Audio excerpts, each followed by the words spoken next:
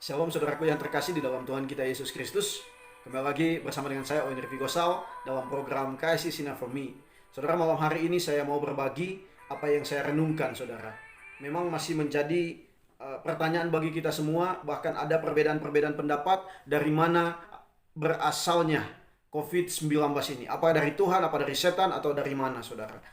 Memang dalam Alkitab tidak tertulis secara langsung. Dan memang tidak ditulis COVID-19 akan terjadi tahun ini, akan memakan korban jiwa sebanyak berapa dan lain sebagainya, tidak ada.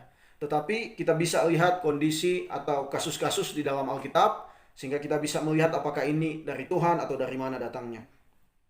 Keluaran pasal 11 ayat yang pertama, berfirmanlah Tuhan kepada Musa, aku akan mendatangkan satu tula lagi atas Firaun dan atas Mesir, sesudah itu ia akan membiarkan kamu pergi dari sini. Apabila ia membiarkan kamu pergi, ia akan benar-benar mengusir kamu dari sini. Saudara, kita tahu bahwa tula ada 10.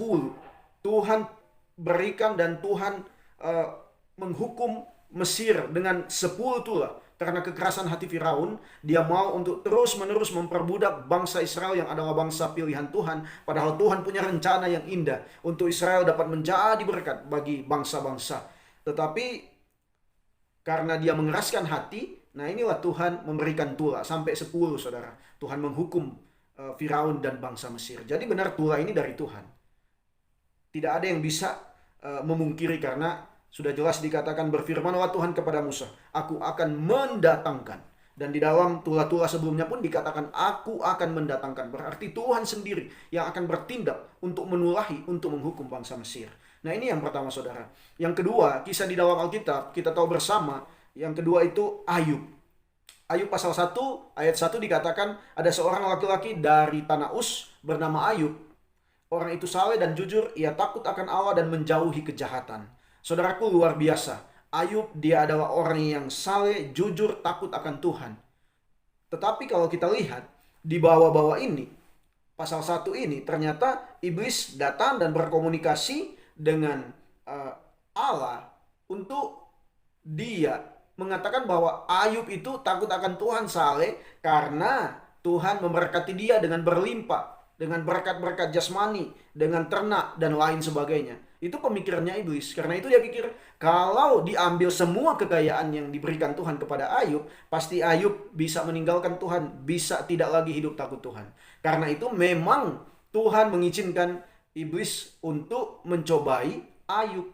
Di pasal 1 ayat 12 dikatakan, maka berfirmanlah Tuhan kepada iblis, nah, segala yang dipunyainya ada dalam kuasamu. Saudara, jadi ini Tuhan memberikan satu izin kepada iblis untuk mencobai Ayub.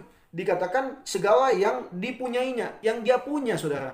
Karena itu anaknya meninggal, semua hartanya habis, bahkan juga dia harus mengalami sakit. Tapi ada batasannya. Hanya janganlah engkau mengulurkan tanganmu terhadap dirinya, terhadap hidupnya, terhadap nyawanya. Jadi nyawa setiap orang ada di dalam tangan Tuhan, termasuk Ayub. Iblis tidak berhak atas nyawa kita, atas hidup kita. Tetapi diberikan izin untuk mencobai, untuk mengambil segala harta, bahkan juga untuk mendatangkan sakit penyakit kepada Ayub. Dan memang benar-benar Ayub begitu menderita. Bahkan sakit penyakit yang dialami begitu mengerikan, saudara. Nah, ini kita lihat bahwa sakit penyakit itu berasal daripada iblis. Tetapi yang menentukan untuk iblis mendatangkan sakit penyakit kepada Ayub itu bukan iblis sendiri, tapi Tuhan yang memberikan izin.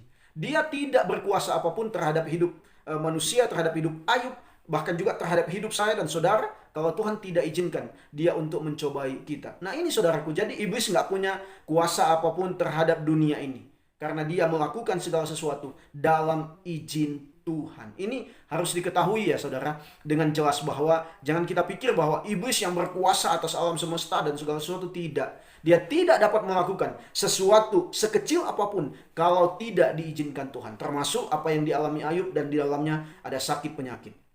Nah, saudaraku, dari dua kisah ini, memang ada beberapa kisah lagi di dalam Alkitab, tapi kita lihat dua kisah ini malam ini. Kita kaitkan sedikit, saudara, dengan COVID-19 ini, saudara, bahwa ini berkaitan dengan sakit penyakit, penyebaran virus. Dan kalau kita lihat dalam dua kondisi ini, yang pertama memang benar-benar Allah yang menulahi, menghukum. Yang kedua, iblis yang mendatangkan sakit tapi dia tidak bisa buat apa-apa kalau bukan seizin Tuhan.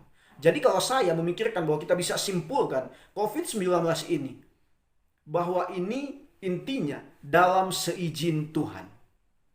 Tuhan gak mungkin tidak tahu. Tuhan gak mungkin gak mengerti. Tetapi Tuhan yang mengizinkan hal ini terjadi sehingga sampai hari ini di luar kendali manusia, COVID-19 tetap menyebar atau tetap mewabah di tengah dunia ini. Dan semakin banyak kasihan orang yang terkena virus dan ada yang meninggal, bersyukur juga ada yang sehat. Nah saudaraku, jadi ingat bahwa apapun yang terjadi di dalam dunia, tidak ada yang di luar sepengetahuan Tuhan, termasuk COVID-19 yang ada ini. Nah, kenapa Tuhan mengizinkan ini terjadi? Kenapa Tuhan menyetujui hal ini terjadi?